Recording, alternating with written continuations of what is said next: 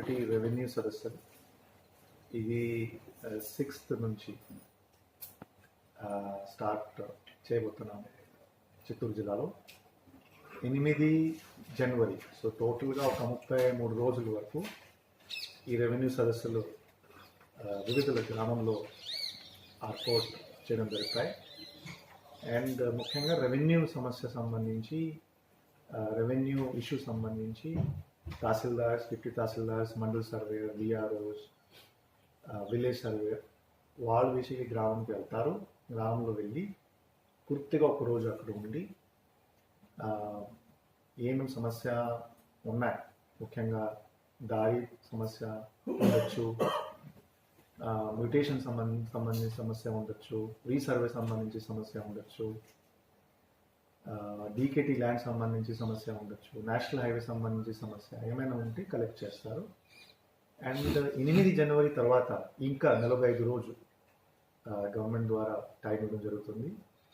45 రోజులు కూడా విధి విధంగా we will be resolving all those grievances. So ఇది రేపటి నుంచి స్టార్ట్ అవుతుంది. సో పబ్లిక్ రిప్రజెంటేటివ్స్కి ఆల్రెడీ సూచన ఇవ్వడం జరిగింది. సో నేను కూడా పబ్లిక్కి రిక్వెస్ట్ కోరుతున్నాను, ఏమైనా సమస్య ఉంటే మీరు ఈ గ్రామ సభలో కూడా మీరు ఇవ్వచ్చు. ఇది ఒకటి ఇంపార్టెంట్ ఇన్ఫర్మేషన్.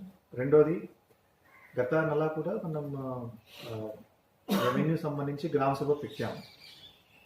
కానీ ఇది ఓన్లీ రీసర్వే ఎక్కడెక్కడ జరిగింది ఆ గ్రామంలోనే పెట్టడం జరిగింది. అక్కడ కూడా సుమారుగా ఒక 15,000 వరకు సమస్య వచ్చినాయి మనకి.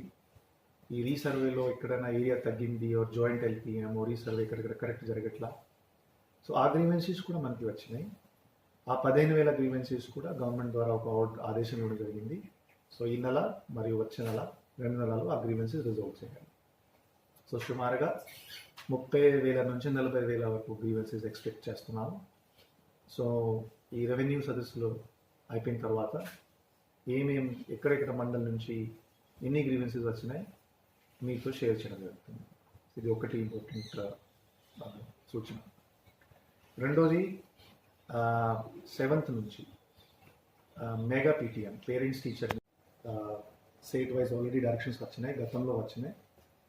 నిన్న కూడా సెక్రటరీ గారి నుంచి ఒక ప్రెస్ కాన్ఫరెన్స్ చేయడం జరిగింది.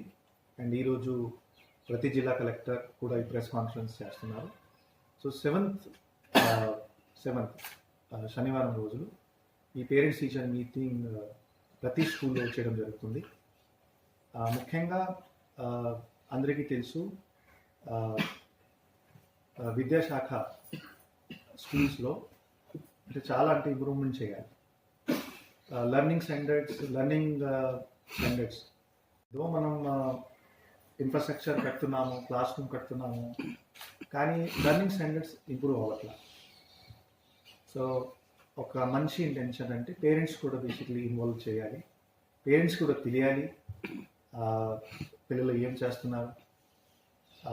పేరెంట్స్ కూడా ఒక ఫీడ్బ్యాక్ ఇవ్వాలి. పేరెంట్స్ నుంచి కూడా సజెషన్ కూడా తీసుకోవాలి, ఏమేమి సమస్య ఉన్నాయి. ఒక టీచర్ సపోజ్ సరైన టైంకి స్కూల్కి రావట్లేదు, ఒక సమస్య ఉండొచ్చు. ఒక స్కూల్లో ఇంకా ఇన్ఫ్రాస్ట్రక్చర్ పెంచాలి, ఇంకొకటి సమస్య ఉండొచ్చు. మిడ్ డే మీల్ సంబంధించి ఏమైనా కంప్లైంట్స్ ఉండొచ్చు. సో అటువంటి కంప్లైంట్స్ కూడా ఇవ్వచ్చు. సో ముఖ్యంగా ఈ పేరెంట్స్ టీచర్ మీటింగ్లో పేరెంట్స్ నుంచి ఏమేమి సజెషన్స్, ఏమేమి సలహా మనం నోట్ డౌన్ తీసుకుని స్టేట్ కూడా పంపడం జరుగుతుంది. అండ్ సో పేరెంట్స్ ఎక్కువ నంబర్లో రావాలి, పేరెంట్స్ పార్టిసిపేట్ చేయాలి. ఇది ఒకటి ముఖ్య ఉద్దేశంతో ఈ పేరెంట్స్ టీచర్ మీటింగ్ ప్రతి స్కూల్లో, ప్రతి బడిలో చేయడం జరుగుతుంది. సో ఈ సందర్భంగా కూడా సెక్రటరీ ద్వారా ఒక ఆదేశం కూడా జరిగింది. ప్రతి కలెక్టర్ ఈ ప్రోగ్రామ్ సంబంధించి అవేర్నెస్ క్రియేట్ చేసి ఈ ప్రోగ్రామ్ సక్సెస్ఫుల్గా కండక్ట్ చేయమని వాళ్ళు ఆదేశం ఇచ్చారు. ఈ ప్రోగ్రాంలో స్కూల్ ఎడ్యుకేషన్ డిపార్ట్మెంట్తో సహా మిగతా department, revenue department, Panchayati Raj department, engineering department, SC welfare, BC welfare, ST welfare, ప్రతి హెచ్ఓడి అందరూ బేసిక్లీ పార్టిసిపేట్ చేస్తున్నారు. సో తహసీల్దార్స్ కూడా ఒక స్కూల్కి వెళ్తారు, ఎంపీడీఓస్ కూడా ఒక స్కూల్కి వెళ్తారు, ఇంజనీర్స్ కూడా ఒక స్కూల్కి వెళ్తారు, హౌసింగ్ డిపార్ట్మెంట్ వాళ్ళు కూడా ఒక స్కూల్కి వెళ్తారు, సచివాలయం స్టాఫ్ కూడా ఒక్కొక్క స్కూల్కి వెళ్తారు. అక్కడ వెళ్ళి పార్టిసిపేట్ చేసి కన్స్ట్రక్టివ్ డిస్కషన్ చేసి ఏమేమి సజెషన్ అక్కడ పేరెంట్స్ నుంచి వస్తాయి అది కూడా నోట్ డౌన్ చేసి స్టేట్ గవర్నమెంట్కి పంపడం జరుగుతుంది. ఈ డిస్కషన్లో ముఖ్యంగా ప్రతి చైల్డ్కి ఒక కార్డ్ కూడా ఇవ్వడం జరుగుతుంది. హెచ్పిసి కార్డ్ చెప్తున్నాం. ఈ కార్డులో పిల్లలు బేసిక్లీ ప్రోగ్రెస్ ఎలా ఉంది, ఎలా చేస్తున్నారు, చదువుతున్నారా లేదా, హెల్త్ సంబంధించి కొన్ని ఇష్యూస్ ఉన్నాయా లేదా. సో ఈ హెచ్పిసి కార్డ్ ఇది వచ్చే సంవత్సరం వరకు బేసిక్లీ అప్లికేబుల్ ఉంటుంది. సో ఆ పిల్లలకి బేసిక్లీ ప్రోగ్రెస్ అంటే ఏమేమి సబ్జెక్టులు ఎలా చేస్తున్నారో ఈ హెచ్పిసి కార్డు ద్వారా మనం మానిటర్ చేస్తాం. సో ఇది జిల్లాలో సుమారుగా 1,80,000 వరకు కార్డ్స్ వచ్చినాయి. ఆల్రెడీ స్కూల్స్కి డిస్ట్రిబ్యూషన్ చేసేసాము.